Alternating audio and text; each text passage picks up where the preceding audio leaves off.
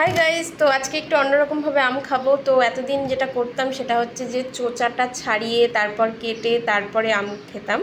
তো কখনো কখনো ইচ্ছে যখন করতো না তখন কিন্তু চোচা শুদ্ধই পিস পিস করে কেটে তারপর আম খেতাম।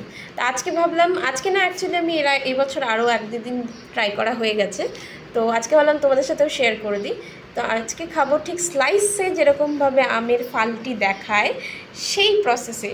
তা আমার আমটা না অ্যাকচুয়ালি আটির সাথে কাছে লেগে কেটে গেছে, সেই কারণে একটু কাটতে অসুবিধা হলো।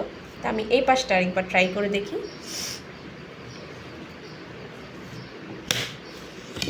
তো দেখতে পাচ্ছ আমটা কিন্তু আমি পিস করে নিয়েছি।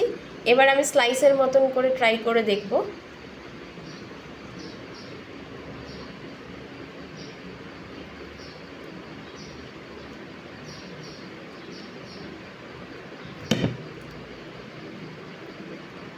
ও ওয়াও, দেখতে পাচ্ছ।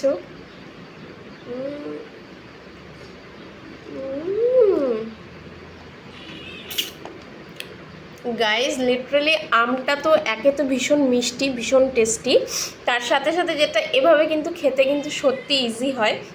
প্রথমত তো সময় বেঁচে যায়, খুব একটা খোসা ছাড়ানোর প্রয়োজন পড়ে না। আর নর্মালি আমরা যদি দাঁত দিয়ে কাচিয়ে আম খেতে যাই সেক্ষেত্রে আমাদের দাঁতে ফেসে যায়।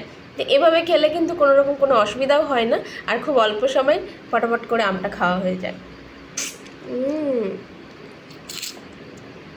দুর্দান্ত আম, জাস্ট দুর্দান্ত। তো তোমাদের কার কার এই সিজনে আম খাওয়া হয়ে গেছে অবশ্যই আমাকে একবার কমেন্ট করে জানিয়ে দিও।